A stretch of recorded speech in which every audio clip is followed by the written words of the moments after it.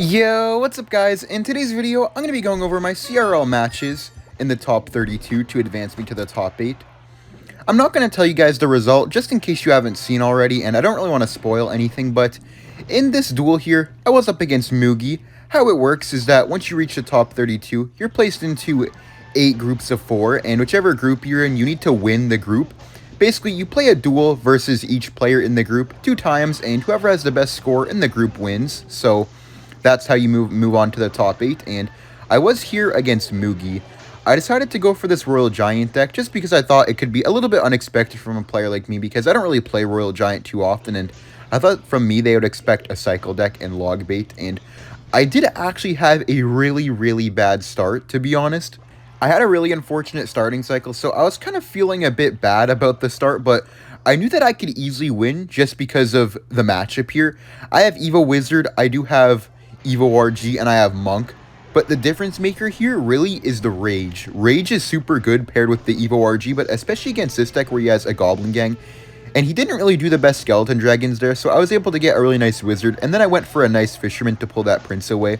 By the way, these are not like live. I am talking after the game. I just wanted to screen record because whenever you're in the top 32 trying to advance to the top 8 or playing in the top 8 itself as well, it's impossible to like focus and talk at the same time or like just like focus well enough to beat like a player like Mugi who's like bringing their A game, because obviously Mugi needed to like win this group to qualify to the top 8 and potentially make the World Finals, because if he didn't make it, which I'm not going to say if he did or not, he would be out of the World Finals. So right here, I was just playing really passive because I didn't want to make a mistake because of some mistakes earlier on. It's a big thing, and that's what separates a lot of players in my opinion. Just because they made one mistake doesn't mean you need to bounce off that and make 3 more. I got a really nice Rage here, and then I popped the Monk ability, and here's where everything kind of turned around right here. The Mortar actually gets deflected by the Monk, so the Mortar dies. I Fisherman quickly to pull in the Prince, and then I Guards immediately to keep the Fisherman alive, and the RG gets 3 hits on the tower. So just like that, I was already back in it. It's just, instead of being down over 1,000 damage, I was only down about 500, and I kind of noticed that it's really hard for him to defend an RG plus Wizard plus Monk push, so I knew that I shouldn't get too aggressive. I should just keep doing what I'm doing, cycling my Wizards and my Monks in the back, and probably only push whenever I get to my Evo Wizard or have a nice counter push, because pretty much everything that I do gives me a counter push. So here, I got a really nice Monk ability down, deflecting that Mortar and killing the Bomber, then perfectly timed Guards there to distract that Prince, so I went for the Evo Wizard too. And right here is kind of when I knew that I was going to win the game, I think, because I knew that he wasn't able to defend this RG push. He was at about like 5 or 6 elixir, if I remember properly, so I went for the Fireball. I went for the Rage to hit the RG and the Mortar, just to damage that, and then my E-Spirit jumps, kills the Prince. I get a Bomber Splash on the tower, and right here, he is in 2 Fireball ranges, okay? I just need 2 Fireballs to finish off the game, but I knew that the only way that I can possibly lose is for me to go for those 2 Fireballs, because, I mean, this entire game after the beginning, he's only got 500 damage on my tower in about 3-4 minutes, so I knew that as long as I just make one more RG push, every RG I've played so far has gotten a hit, so I went for the Monk ability right here, went for the RG, and this is when I knew that I had won. I went for the Rage right there, so this did put me up 1-0 to start out my duel against Mugi. If I win the next match, I was going to be up 1-0 in the entire group, giving myself a great start and a great chance to qualify to the top 8. In the second match here against Mugi, I went for Lava Loon. I went for Lava Loon because me and my coach kind of predicted that he would play Goblin Drill, and when I saw that Goblin Drill right there, I was actually so happy because I knew that I had gotten the matchup that I wanted, and since he went for the Drill first play, I knew I could just go for a Lava in the back. I think that's a common mistake a lot of Drill players make. They go for the Drill first play, especially in competitive, for example, so just doing that gave me a really nice start, and I was really upset here that I didn't have my Skeleton Dragons, because if I had Skeleton Dragons in my starting cycle, I would have immediately won the game. Either way, though, I still just voided the Magic Archer, got a really quick void on that Magic Archer taking it out. He didn't even have time to block it with the Skeletons. I don't even know how I swiped up that fast. And then I just went for the Balloon. But if you guys noticed how weak my Lava was, if I had Skelly Drags there, the Skelly Drags would have killed the Spear Goblins quickly instead of taking all that time, but I still went for my Skelly Drags here to try to get some nice damage on the tower, knowing he had 0 elixir. I knew that he'd be able to Spear Goblins late, that's why I was hovering my Zap, just waiting for where they would be, and then I just quickly zapped, and I get some really nice damage here. I think I bring his tower down to like 800 HP. Yeah, and from here, I knew that I shouldn't lava again in single elixir because my cycle is just not lined up properly to go for a good lava hound push. To make a good lava hound push, I need my skeleton dragons, and I just used them 3 cards ago, so I knew that it would just be better for me to play defense. So, like, here I was kind of getting antsy. I was talking to Ian on call about it, and I decided I should just play defense because Ian was helping me out on call because if I do qualify and win the golden ticket, then he actually has a chance to make the world final, so kind of like a big thing, I guess. I really want him to qualify to the world final, so I'm trying my best to qualify myself so then he can have a chance as well. I went for Valkyrie here on the Evo drill. Smart by him to switch up the placement, but at the end of the day, I only took 500 damage. Not that bad, to be honest, when you think about that's his Evo drill. That was supposed to be the main threat. And since he spent so much, I went for the Logbait in the back. I was up quite a lot of elixir here. And the fortunate thing about this match is that he just really has no good cards to cycle whenever I go for the Logbait in the back when he has no drill in cycle. So I went for the early balloon, knowing that I want to balloon and then start defending with the tombstone. And then he had no Valkyrie, so he couldn't block the void. So I just voided the Magic Archer, dropped my Skelly Drags at the bridge. And from just experience from playing this deck, I knew that he wouldn't be able to defend from here because Lava Loon Skelly Drags is an undefendable push. And as you see here, I go for a second balloon immediately, take 0 damage from that drill, and then it's just game over. Impossible to defend if I play well. Me practicing the Magic Archer NATO deck so much and facing Lava Hound so often really just made it so I knew exactly how to play from the Lava Hound's perspective. And that's why practicing is so important. So I got a nice 2-0 win versus Mugi. And this was super important because Mugi is obviously the top contender, the favorite to win the group. So beating him 2-0 is really good for tiebreaker, since if we have the same score, whoever won 2-0 and 2-1 actually matters. So, in the next duel set here, I was against Aurora. I really don't like this guy, so I actually made it a huge effort to win this. This was my game number 1 of the entire CRL, so it was also very important to try to start 1-0 for just, like, the mental aspect.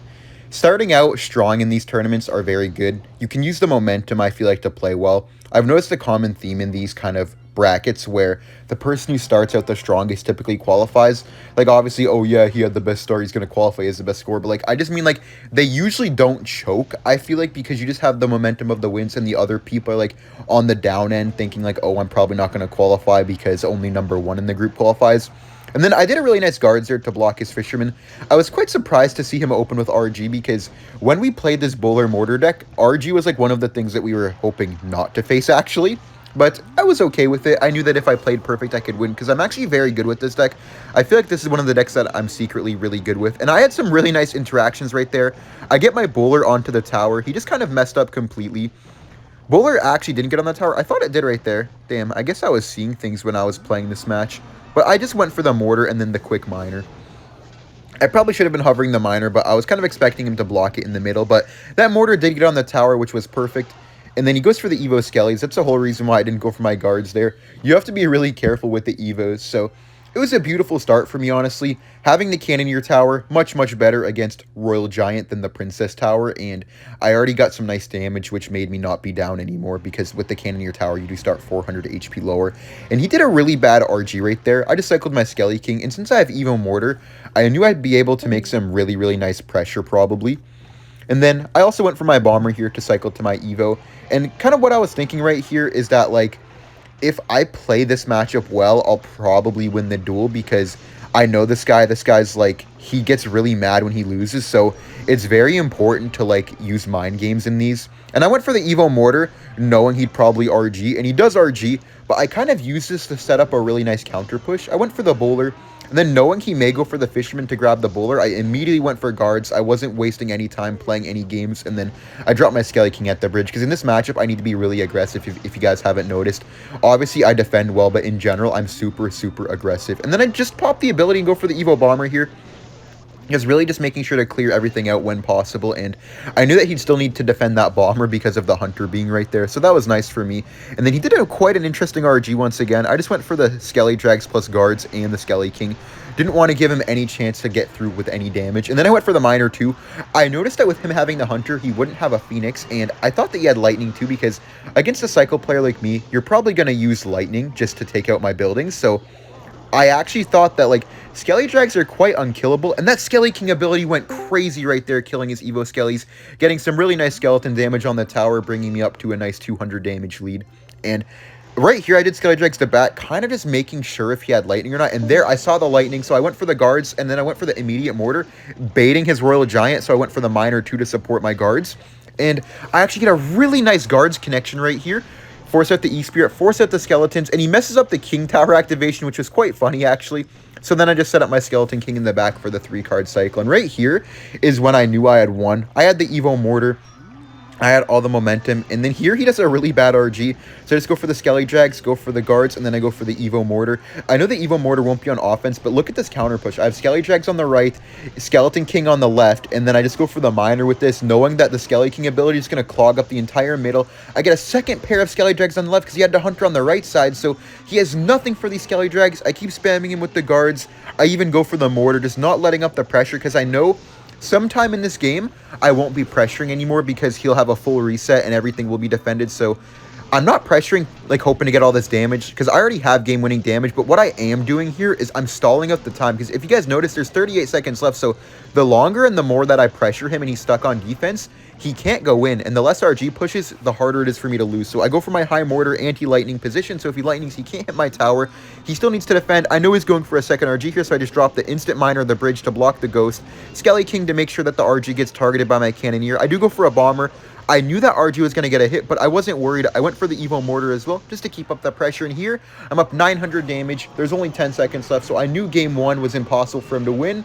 And yeah, I just took a really nice game 1 start, starting up 1-0 in the first duel. And right here, I was feeling extremely confident to win the duel. So in game 2, we ended up going for this Goblin Drill deck right here.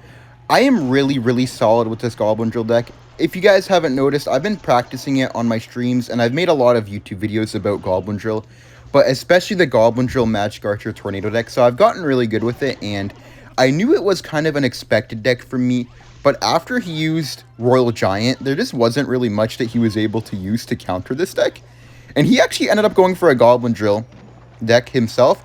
The nice thing for me is that because I'm such a good Logbait player, and I'm known for Logbait, every single time people pretty much play a game, they make sure that they have at least a slight matchup on Logbait, so I feel like it kind of limits the decks that some people are actually able to use against me because they always kind of consist of the same type of stuff like Barbarian Barrels, Arrows, Logs, so it makes predicting their decks much easier. And here, he just has his typical standard Goblin Drill Poison Cycle deck to counter Logbait, and so I just went for kind of this to counter snipe Logbait snipes.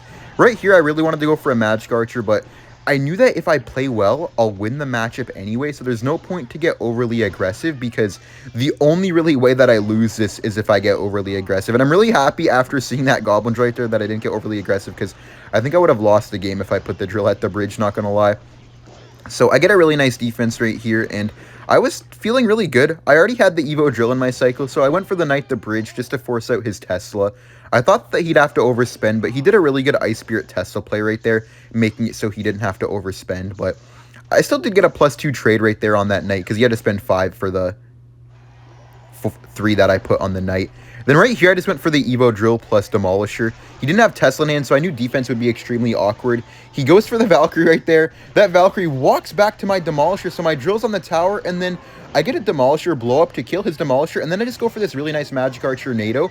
I get a ton of damage, but then last second, I sneakily retarget the Valkyrie with my Knight to keep the Magic Archer on the tower, and his tower's already down to 1080, so amazing start for me, but I knew it wasn't over yet because with a deck like this, you really want to go opposite lane of the Magic Archer Goblin Drill deck, or like with it, I mean, because since I'm locked into the same lane now, it's actually really hard for me to actually go in because he's just going to keep cycling the Goblin Demolishers in the back, and with the Valkyrie, he has some really solid drill defense. I do get a nice NATO there to NATO that back, and then I block the bridge and log on the drill. So far I've taken 0 drill damage, which was perfect, but then he gets a really weird goblin spawn right there. I don't know why the heck it came out like that, but it was fine. I only took 1 drill hit. It wasn't the end of the world for me.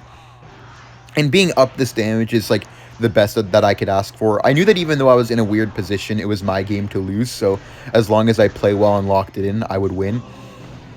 I was getting a little antsy to go for Magic Archer the bridges, I'm not going to lie, but I was kind of saying to Ian that the only way that I lose from here is if I go for a bad Magic Archer the bridge, so as long as I don't get predicted, I would win. And here, he even activates my King Tower with that poison to hit the Magic Archer. He was so desperate to hit the Magic Archer that he even activated my King Tower, which was quite funny. So then, Me just playing it safe, I cycle the Goblin Demolisher in the back. I didn't want to take any risks. I let the Ice Spirit connect. I really wanted to defend it, but I didn't. And then I went for the drill here, knowing that he would have to prediction Tesla me, and he does, which was great for me. I Knight here to take out that Tesla, and then here I just knew this Magic Archer was going to be such a threat. I knew he was going to have to Valkyrie the bridge, all that kind of stuff. But since I saw that he drilled, I knew the Demolisher would run away, so I could go for the March of the Bridge. I log it as well, get 2 nice Magic Archer hits, and right here, Ian was telling me all I need is some spells and like an Evo Drill spawn in damages, and I knew that too, and here I knew that he'd have to predict my Magic Archer to line up on the tower, but he doesn't because he had to overspend on the Evo Drill. I get the Marcher on the tower, I get 2 hits, and I make sure to BM this guy because I really don't like him. I don't even care that it was CRL. I just had to BM this guy. Alright everyone, so in this position here, I was 3-1 in this duel set. If I won this match, Mugi would have to win every single duel set 2-0 to even have a chance to qualify, including me, so it was really important for me to have to win this game because if I actually lose to Betfast, then that would mean I would nearly 100% need to beat Mugi, saying that he beats his next opponent, so it was really, really important for me to actually try to win this game. I just went for my high Knight there to predict the Firecracker, and it actually worked out very nicely. Me having the Cannoneer Tower here is nice in a way, but it also kind of sucked in a way too, because me starting down 400 damage is never ideal, I guess. And I just had my Tesla here waiting for the Hog, and he actually did go for the Hog, so I did get a nice King activation, but once again, because of the Cannoneer Tower, I had to defend the Firecracker. Me and Ian were talking about it during the game, and I thought this matchup wasn't that easy for me. I didn't think it was bad for me per se, but I definitely didn't think it was easy because he could easily outcycle me in single elixir with the Mighty Miner 3-card cycle. But Ian gave me a really nice tip for this matchup, which I'll share with you guys in a little bit once like he told me, I guess. I'll just tell you the point where he told me. So right here, I'm just waiting for him to go for the Hog Rider. I log here knowing that my Tesla is 1 next. I go for the Ice Spirit, and then I just go for the Evo Tesla. But for some reason, the Hog didn't pull. I know I put it like a little bit, like not instantly, but I feel like the Hog Rider walked a bit to the right there, and I'm not sure why. Right there, I thought I lost, to be honest, because I was down 800 HP, and I didn't think I'd be able to come back, so I just went for the Goblin Drill Demolisher, and I even pre-logged for his guards here.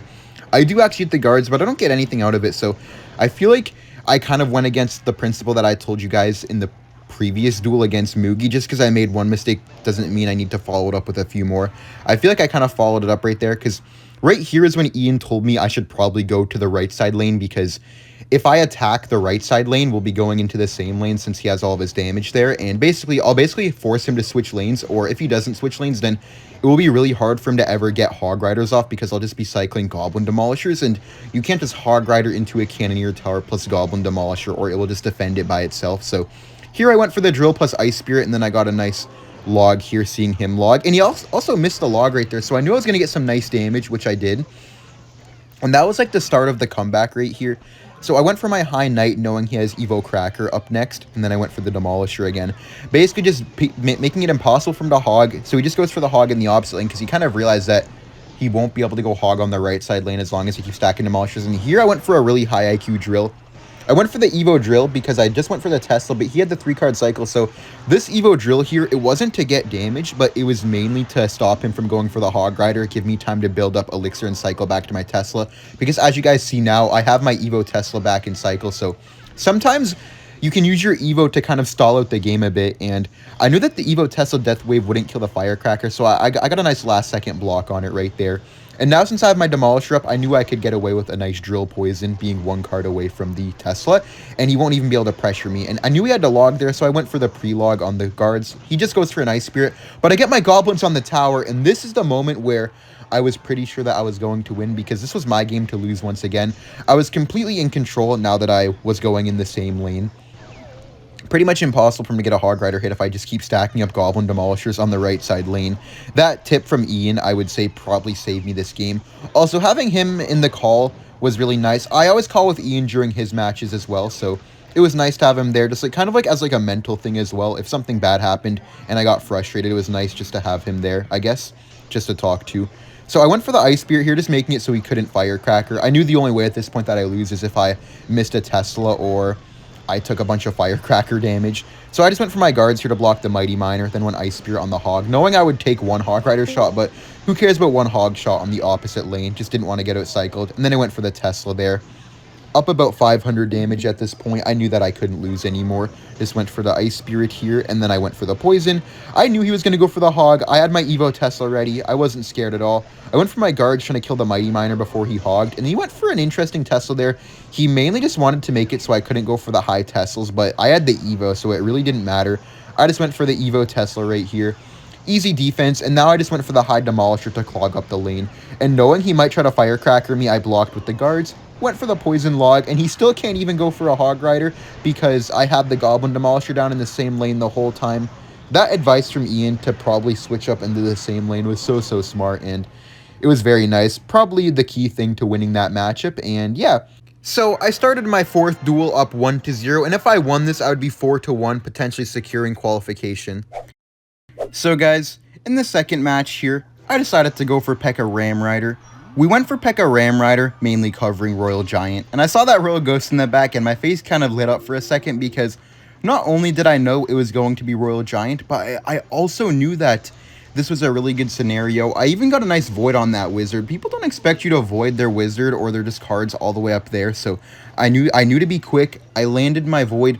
Unfortunately, I didn't have my Ram Rider right away, so I had to go for the Royal Ghost here. But then I went for the Ram Rider, and I was thinking, like, okay, he's going to defend, but how well is he going to defend? He got a nice Void there, but my Ghost walks up and it actually blocked the second shot from the Void, so I got quite a lot of damage here to start. Amazing start for me. The only thing that was bad here was that he was already cycled to his Evo Wizard. That doesn't sound too bad, but Evo Wizard is extremely strong on defense. It's much more durable against the Void, so if he went for a nice RG, he'd probably be able to defend, unlike right there where he had to go full defense and still ended up losing nearly his whole tower. So here I was just playing safe. I wanted to wait for him to make a move because I knew that if I played anything wrong that I could easily just completely throw the game away.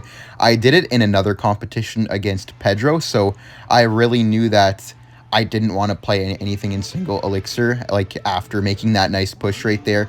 Just wanted to play reactively because I learned from my mistake last time, I guess is what I was trying to say.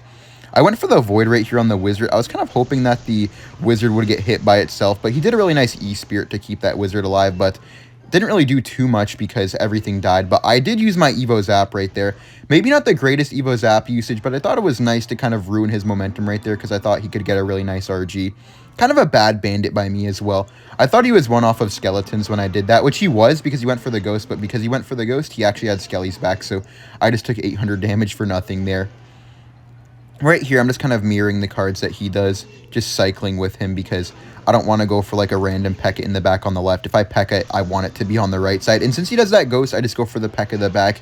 You always just want to P.E.K.K.A. the back whenever they give you this kind of value, depending on the situation, of course. So right here, I was waiting for that Fisherman to see if it was going to go opposite lane. It went opposite lane, so I just went for my Evo Wizard here in the middle, knowing that Fisher was going to pull the P.E.K.K.A. And then here, I did a really nice Ghost, blocking for the Wizard, but also supporting the P.E.K.K.A.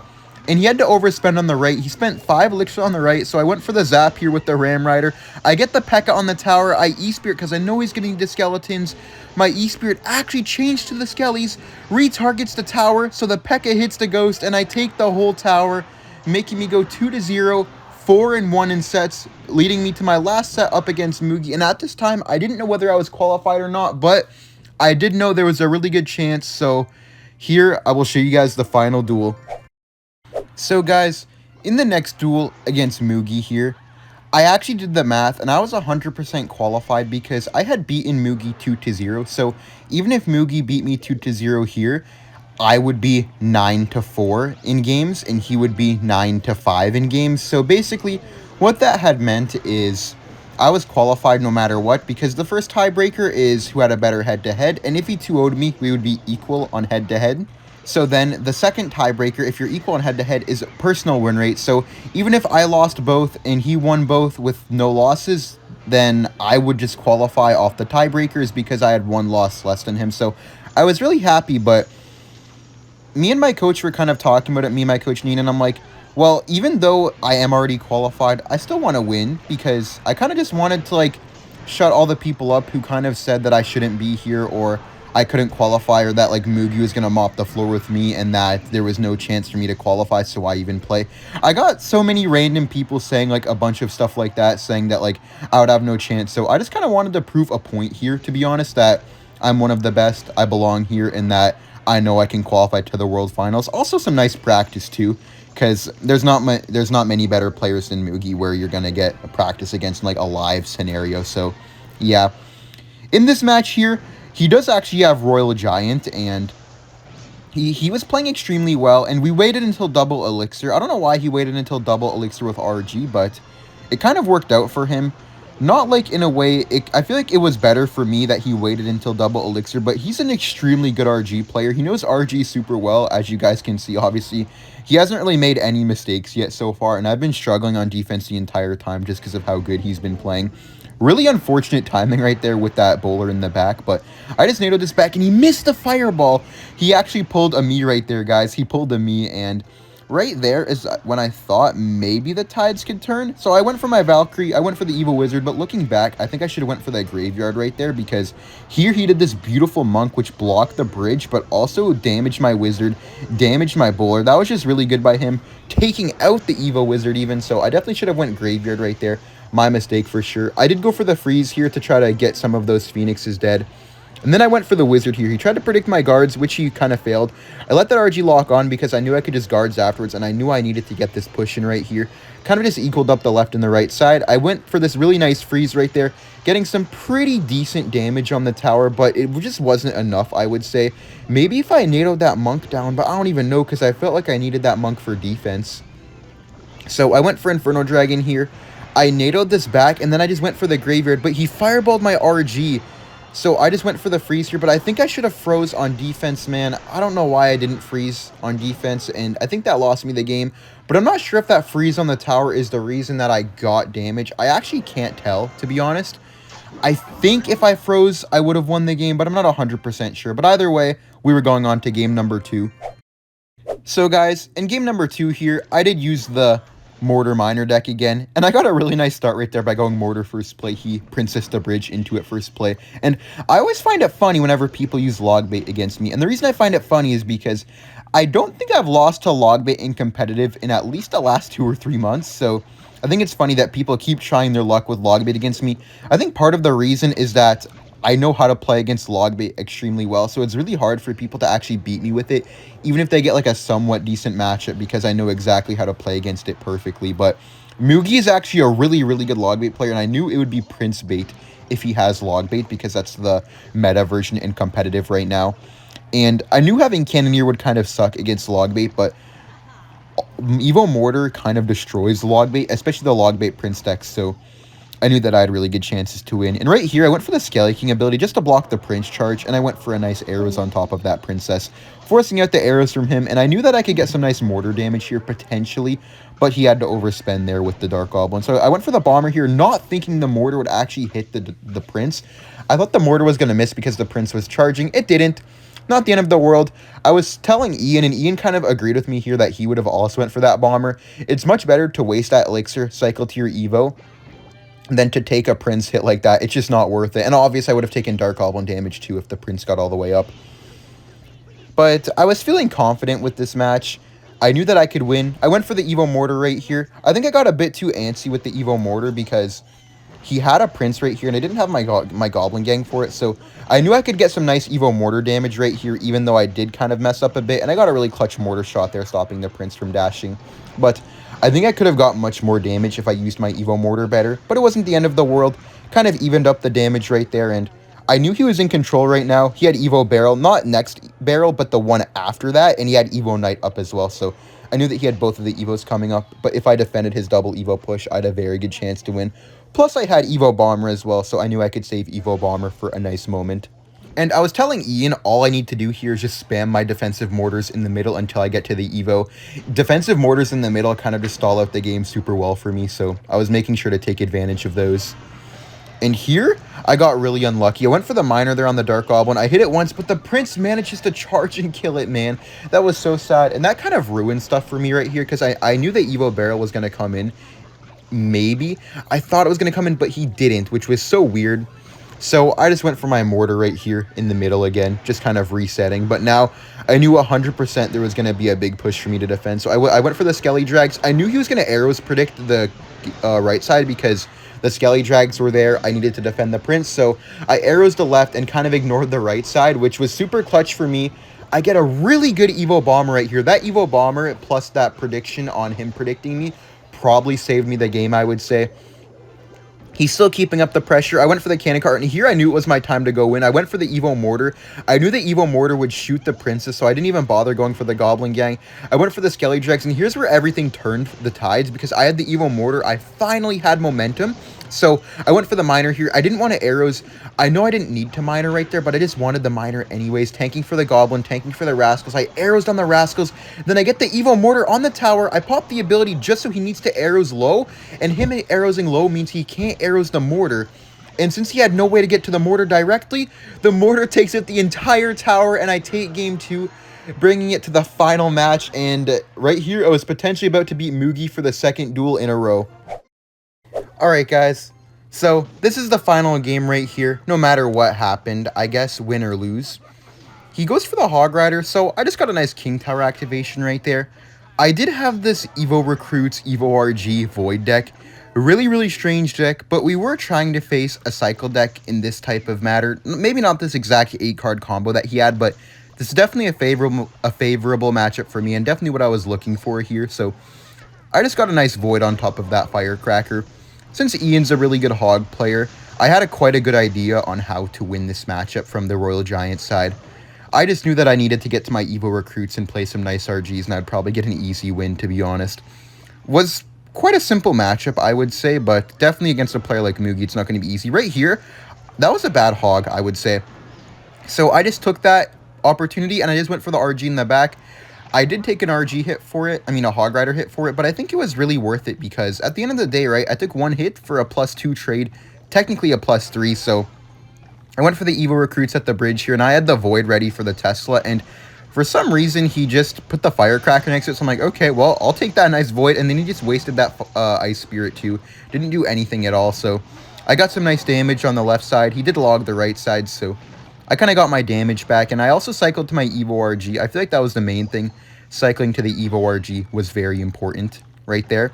Then I do sneak this RG at the bridge right here, right in front of my Firecracker. I thought that I wouldn't be able to get it down, but I'm like, no, Ian, I can, because he told me that he doesn't think I'll be able to get it in, but I was able to get in right there. So I went for the log here on the Evo Firecracker, knowing he would go for both of his Evos. And by the way, forcing out both of his Evos on an Evo RG is amazing, and I still managed to get a hit, so that actually takes me into the damage lead, which was super good.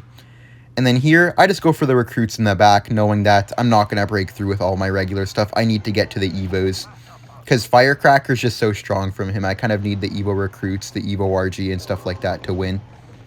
Right here, he did kind of an interesting log, so I just took that opportunity to Firecracker the bridge, and I get a really nice E-Spirit. I void his Firecracker. Mine died, which sucked, but it wasn't damaging the tower anyway, so I didn't really care, honestly. And yeah, I went for the Evo Recruits here. I was able to get a nice Fisherman. I didn't want to risk pulling the Giant Skeleton, so I just Fisherman low, took the Hog hit like a champ. And then right here, after going for this RG, I knew that it was time to switch lanes. I avoided the Firecracker, but I realized that he's just going to clog up the left side with Giant Skellies. And I realized, right, that I'm just not going to need to keep switching lanes, because even though I got some really nice damage, I got some nice Fisherman damage on the right as well.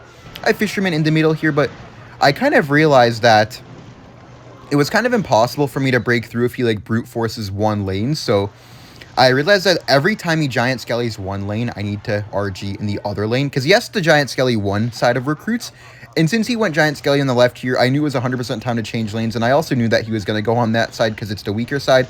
He gets a nice Evo Firecracker. I don't think I could have blocked it because it was too risky for him to not go for it, so I just didn't bother. He got some nice damage, but I Firecrackered the middle, and then I went for a Prediction Fisherman here to try to grab his Giant Skeleton. He didn't go for it, but he had to go for the late Evo Tesla. I got an RG shot on the tower. The E-Spirit connected to the Evo Tesla, so my RG's back on the tower. I think I get one hit and a Fisherman swipe, and another Fisherman swipe. Okay, I actually forgot that I got 2 Fisherman hits right there. And then I'm just waiting here again for the Hog Rider. Ian actually gave me a really good tip right here. He told me to never Recruits to back anymore, because If I recruits the back, there's a very good chance he just goes Giant Skeleton Hog Rider to the bridge and I can choke the game. Having a friend on call is very useful, but I know some of you guys are going to ask if that's cheating. No, it's not. It's not against the rules in the CRL thingy, and pretty much every player has somebody on call, like even Muhammad Light has his coach on call and stuff like that. So here, I went for the RG the bridge to just kind of pressure him while defending, knowing that he would need to go for a bunch of elixir and it would stop him from pressuring. I did waste the fisherman here, kind of risky, but I knew he'd have to spend so much elixir on defense, so I do go for the log here, and I hit the Ice Spirit, giving me another RG hit, and this is where I knew I won, but I knew I also needed to cycle back to the fisherman quickly. He Giant Skellies the bridge, so I knew to block the bridge right there just because he would need the Hog Rider, so then I could get the fisherman down on the Hog Rider. I went for the E-Spirit, I think I went for the Firecracker again, just basically like clogging this entire lane, making it so he couldn't go in with anything. I cycle Void on the tower. Firecracker nearly shot. I was so scared. I went for the E-Spear, went for the Fisher, went for the Log, securing me the win and beating Mugi again in another duel set, making me go 5-1, qualifying no matter what, not even off the tiebreakers, and I was so happy. I was actually like, you could hear it in my voice even. I was so happy that I qualified to the top 8. And yeah, so basically, I qualified to the top 8, and what that means is that I'll be playing next Saturday against Sandbox, and I'll be competing for the golden ticket. This is the final chance to get the golden ticket for the regular Clash Royale League season. Even if I don't manage, I will have the community points, but I really want to get it through the golden ticket, so then Ian is actually able to qualify through the World Finals from my community spot, because if I win the golden ticket, I'll be taken off of the leaderboards. That's why I've been trying really, really hard in this CRL. Hopefully I can do it, but thank you guys for watching. Like and subscribe if you enjoyed, and thank you guys for all the support. It really means a lot. I'm glad I proved myself today, and I'll try to prove myself again next Saturday. And bye, guys. Have a great day.